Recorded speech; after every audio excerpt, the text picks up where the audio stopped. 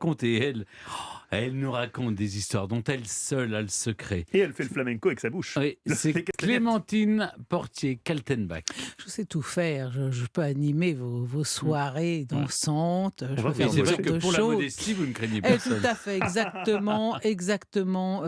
C'est Eric Satie, je crois qu'il disait ça. Ouais, pour la modestie, je ne crains personne. Alors, vous, je le disais tout à l'heure, vous parlez vengeance aujourd'hui, mais non, mais moi, je veux vous parler de réconciliation. Et je vous emmène dans une chambre à coucher. Ah. On y vient.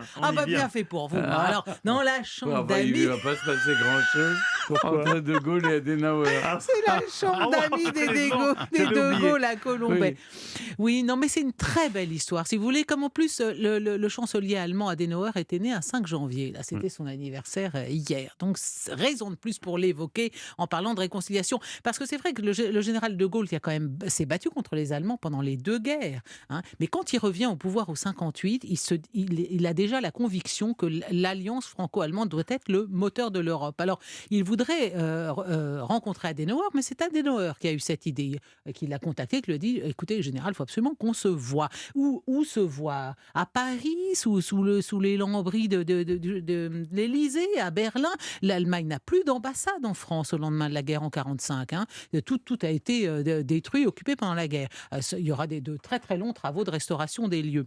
Alors, le général de Gaulle, qui veut marquer cette rencontre cruciale du saut de l'exception, de la confiance et de l'intime, se dit, venez donc chez moi. Parce que quand on veut vraiment faire connaissance avec quelqu'un, on l'invite en week-end chez lui. Et alors, il l'invite à colomber des deux églises. Et vous le disiez tout à l'heure, Stéphane, nul autre chef d'État que le chef d'État allemand Konrad Adenauer n'aura le privilège de passer une nuit dans la chambre d'amis de Charles et Yvonne de Gaulle. Et ça se passe le 14 septembre 1958.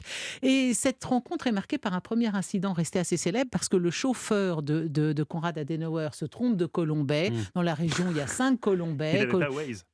Il n'y avait pas Waze, exactement. Il y avait la carte Michelin en français. Donc, il se trompe. Adenauer arrive avec 2 heures de retard parce que son chauffeur l'a emmené à Colombey, les Belles. Et alors, de quoi conforter tante Yvonne dans sa réticence de recevoir un Allemand. Elle n'était pas contente du tout. Et elle avait dit à son ami, écoutez, moi, je veux bien recevoir Adenauer, Charles, mais on ne changera rien au menu. Et on mangera dans la vaisselle de tous les jours. Alors, quand ils se rencontrent... Sauf que le soufflet 2 heures après. Je ne sais pas si elle avait prévu un soufflet au fromage. Oui, je ne me suis pas renseignée sur le... C'est ça qui nous intéresse. Ah oui, elle avait dû faire des paquets, c'était ça son truc préféré, avec un petit vin blanc comme l'aimait le général de Gaulle. En tout cas, pour en revenir à des choses un petit peu plus importantes, quand ces deux messieurs se rencontrent, le vieux monsieur, c'est Adenauer à l'époque, parce qu'il a 82 ans, et tandis que de Gaulle en a 68. Et la guerre, pendant que de Gaulle, lui, sillonnait le monde entier à la recherche d'alliés pour libérer la France, Adenauer, lui, il était bourgmestre de Cologne et il avait refusé de mettre des croix gammées partout, des drapeaux, des bannières à croix gammées dans sa ville au moment de la visite d'Hitler, ce qui lui a valu d'être révoqué. Il a été mis en résidence surveillée après l'attentat contre Hitler en 1944, donc il n'a pas eu une guerre douloureuse, si vous voulez, mais très, très surveillée. Et en tout cas, ils ont tous les deux vécu la guerre, les deux hommes, et puis surtout, ils ont en commun une foi profonde. Et donc, après ce déjeuner concocté par tante Yvonne, il y aura entre eux un tête-à-tête de 4 heures, agrémenté d'une promenade dans le parc. Parce qu'on le sait, le général de Gaulle, régulièrement, même quand il écrit ses mémoires de guerre, toutes les 2 heures, il sort et il va faire un petit tour dans son jardin. On leur a prévu un interprète, ils n'en ont pas besoin, parce que De Gaulle parle parfaitement bien l'allemand et Adenauer parle parfaitement bien le français. Vous connaissez beaucoup de chefs d'État depuis le général De Gaulle qui s'expriment en allemand. Il y a eu Jean-Marc Ayrault qui avait été prof d'allemand dans une autre vie, donc il savait parler allemand. Et Giscard d'Estaing qui était né en Allemagne à Coblence et qui parlait aussi bien l'allemand que l'anglais. Mais enfin, eux, pas besoin d'interprète. Ils évoquent tous les dossiers du moment naturellement, l'Alliance Atlantique, De Gaulle prophétise la réunification de l'Allemagne.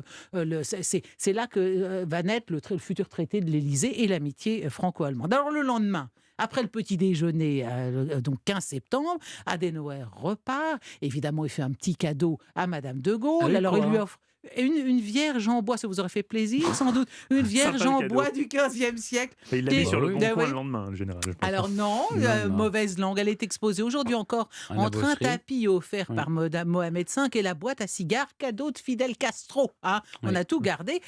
Et vraiment, ça a été un événement majeur parce que vraiment là, à Colombey, dans ce week-end, dans cette chambre d'amis, hein, dans cette que va naître la grande et indéfectible amitié entre du couple franco-allemand. Vous m'avez traité comme si j'étais de la maison Lance Conrad à Charles sur le perron de la Boisserie. Et lors de chacun de ses voyages en Allemagne, De Gaulle rendra visite à Adenauer et il disait à ses proches, voyez-vous, c'est le seul que je puisse considérer comme mon égal.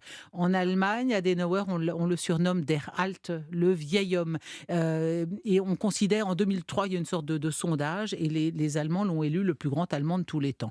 Il y a fort à parier que si on faisait le même sondage en France, hein, le serait De général Gaulle. de Gaulle, On l'a tout, fait, tout on l'a à fait, fait. tout à fait. Et oui, en tout cas, voilà une conclusion un petit Oui. peu dans l'élévation pour vous dire que finalement, l'amour est plus fort que Que la la vengeance, haine hein, et bien que sûr. la vengeance. Vous êtes Mm. d'accord, les Mm. garçons?